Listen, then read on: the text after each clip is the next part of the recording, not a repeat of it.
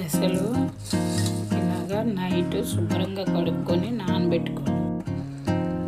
Morning ఇలా నానాయి. ఇప్పుడు ఈ నీళ్ళు వంపేసుకొని మంచి నీళ్ళు వేసుకోవాలి.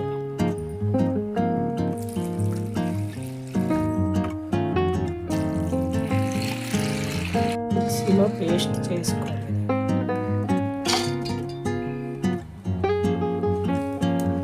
నీళ్ళు పోసుకోకుండానే రుబ్బుకోవాలండి, మళ్ళీ పలచన అయిపోతుంది.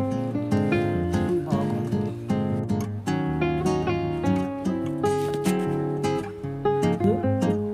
ఇందులోకి కొద్దిగా కారం, ఉప్పు,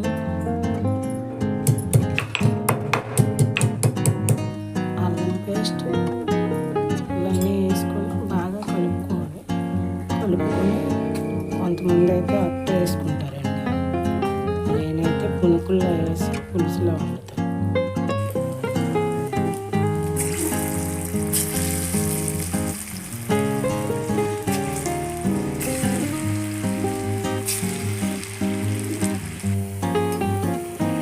ఇది పెసలతో కాకుండా పెసరపప్పుతో కూడా చేసుకోవచ్చు. నేనైతే పెసలతో చేసాను.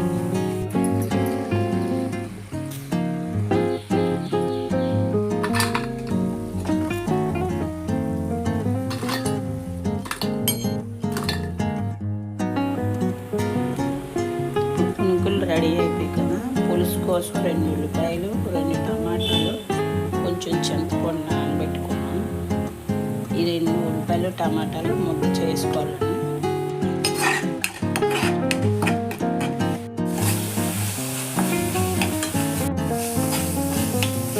ముద్ద అయిపోయింది.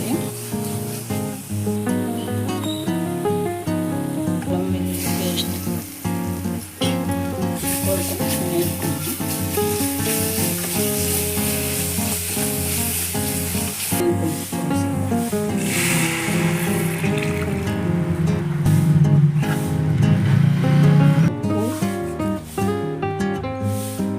కారం,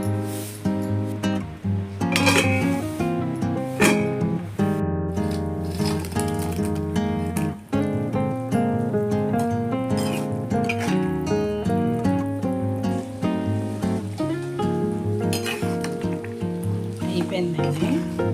ఇలా దించేస్తే అలా చల్లారుకొని ఈ పునుకులు మొత్తం పులుసు అంతా పీల్చేస్తాయి. అందుకే కొంచెం ఇలా పలుచగా దించేసుకుంటే బాగుంటుంది.